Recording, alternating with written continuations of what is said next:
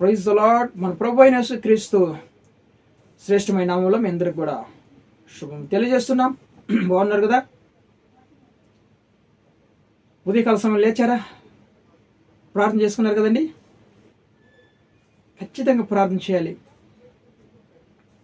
ఇంకా ఎవరైనా రక్షణ లేని వారు ఉంటే రక్షణ తీసుకోండి. యేసయ్య మన అందరి కోసం పరిశుద్ధ రక్తాన్ని కార్చిన గొప్ప దేవుడు కదండి. మనందరి కోసం ఆయన మరణించాడు. నిశ్చయంగా మనకి పాప విమోచన, పరలోక రాజ్యము, నిత్య రాజ్యము మనకి దేవుడు అనుగ్రహిస్తానంటున్నాడు. రక్షణ లేని వారు అందరూ కూడా రక్షణ తీసుకోవాలి. దేవుని మనకి మహిమ కలుగును గాక. రక్షణ తీసుకున్న వారు రక్షణ లేని వారి కోసం ప్రార్థన చేయాలి.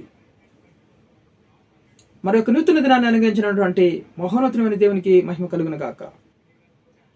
పరిశుద్ధ గ్రంథంలో అనేక కృపవార్త కోసం ఎదురు చూస్తూ ప్రార్థిస్తున్నటువంటి ఆత్మీయులందరికీ కూడా నేటి వాగ్దాన భాగంగా హెచ్కేల గ్రంథం 34 అధ్యాయము 26 వచనం.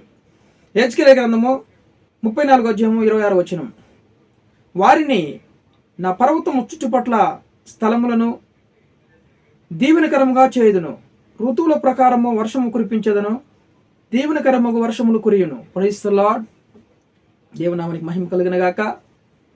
వారిని నా పర్వతము చుట్టుపట్ల స్థలములను దీవెనకరంగా చేయుదును అని ప్రవక్త అయినటువంటి హెచ్కేలతో దేవుడు మాట్లాడుతున్నాడు. దేవుడు చెప్పాడంటే ఖచ్చితంగా దాన్ని నెరవేరుస్తాడు. ఎందుకంటే ఆయన సర్వసృష్టికర్త అయిన దేవుడు, మాట తప్పని దేవుడు కదండి. దేవుడు ఈరోజు వాగ్దానం చేస్తున్నాడు. వారిని నా పర్వతము చుట్టుపట్ల స్థలములను దీవెనకరంగా మారుస్తారంటున్నాడు దేవుడు. దీవెనకరంగా చేయుదును అంటున్నాడు. ఖచ్చితంగా సకాలంలో వర్షము కురిపిస్తానంటున్నాడు. ఋతువుల ప్రకారము చూడండి, వర్షము కురిపించదను, దీవెనకరముల వర్షం. అది ఏ వర్షం చెప్పండి? దీవెనకరముగు వర్షము కురిపిస్తానంటున్నాడు దేవుడు.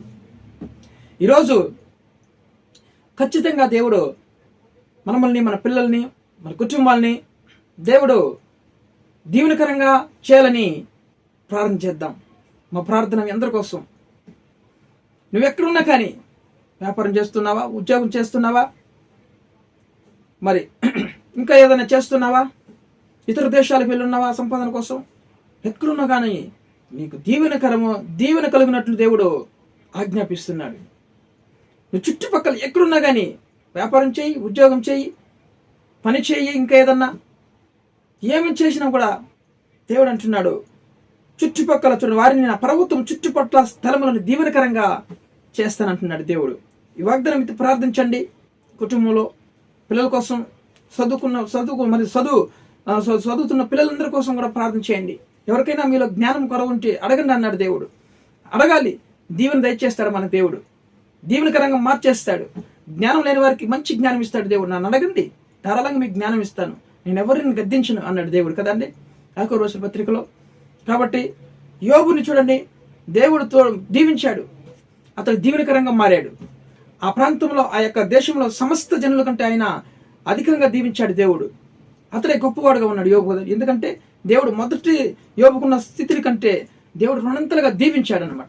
దీవెనకరంగా ఆ స్థలాలన్నీ కూడా దేవుడు యోబుకున్నటువంటి ఆ పిల్లల్ని, వాళ్ళందరినీ దేవుడు దీవించినట్టు మనం చూస్తున్నాం. వారిని నా పర్వతము చుట్టుపట్ల స్థలములను దీవెనకరంగా చేస్తానంటుంది దేవుడు. ఈరోజు మీ పిల్లల్ని, కుటుంబాలని, వ్యాపారాలని, ఉద్యోగాల్ని, పనిలో ఎక్కడైనా కానీ ఇతర దేశాల్లో బిడ్డలు వెళ్ళారా, అందరిని కూడా దేవుడు దీవెనకరంగా చేస్తానంటున్నాడు దేవుడు. సంతోషంగా ఉండండి, దీవెనకరంగా చేస్తానంటున్నాడు. సకాలంలో మీ పంటలు పండలేదని బాధపడుతున్నారా? సకాలంలో ఋతువుల ప్రకారం వర్షం కురిపిస్తానంటున్నాడు దేవుడు. దీవెనకరములకు వర్షం కురిపిస్తానంటున్నాడు. భూమి నేలను తలపడానికి దేవునామానికి మహిమ కలిగిన గాక. మరి కుటుంబంలో దేవుడు దీవెనలు దయచేస్తానంటున్నాడు. మంచి మేలు, మంచి దీవెన దేవుడు దయచేస్తానంటున్నాడు. చుట్టుపట్ల పర్వతముల చుట్టూ ఉన్నటువంటి వారందరినీ కూడా దేవుడు ఈరోజు దీవెనకరంగా నేను చేస్తానంటున్నాడు. మన దేవుడు గొప్ప దేవుడు కదండి. ఆయన మాట తప్పని దేవుడు. వాగ్దానం ఇస్తే ఖచ్చితంగా అది నెరవేరుస్తాడు దేవుడు. ఆమెను చెప్పండి, వాగ్దానం ఎత్తి ప్రార్థించండి. ప్రభా, ఈరోజు వారిని చుట్టుపట్ల నివసించినట్లు చుట్టుపట్ల నా ప్రభా, నా పర్వతం చుట్టుపట్ల స్థలములను దీవెనకరంగా చేస్తానన్నావు కదా ప్రభా. పర్వతం చుట్టుపట్ల అంటే మనం ఎక్కడున్నా కానీ, ఇతర దేశాల్లో ఉన్నా కానీ, మరి సొంత గృహంలో ఉన్నా కానీ, మన ఉన్నటువంటి స్థలంలో ఎక్కడైనా కానీ దీవెనకరంగా చేస్తారని వాగ్దానం చేస్తున్నాడు దేవుడు. ఉద్యోగంలో దీవెన లేదా, వ్యాపారంలో దీవెన లేదా, పిల్లల విషయంలో దీవెన లేదా, కుటుంబంలో దీవెన లేదా, ప్రతి ఒక్క స్థలంలో చుట్టుపక్కల ఉన్నటువంటి స్థలములను దీవెనకరంగా చేస్తాను అంటున్నాడు దేవుడు. హల్లెలూయా. మాట నమ్మండి, వాగ్దానం ఎత్తి ప్రార్థించండి. ఖచ్చితంగా ఈ వాగ్దానం వినండి, మరలా 2 సార్లు వినండి, మరలా వినండి.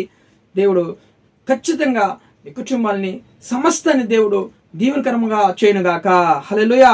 ప్రార్థన చేసుకుందాం. ప్రేమ కలిగినటువంటి ప్రియ పరలోకపు తండ్రి, ఉదయకాల సమయంలో మమ్మల్ని ప్రేమించి నిజంగా ఎంత మంచి వాగ్దానం హెచ్చరిక గ్రంథం 34:20 వచనంలో ప్రభా నిత్యముగా నాయన తండ్రి వారిని నా పర్వంతో చుట్టుపట్ల ఉన్నటువంటి స్థలములను దీవెనకరంగా చేస్తానని వాగ్దానం చేసిన గొప్ప దేవుడు తండ్రి నాయన.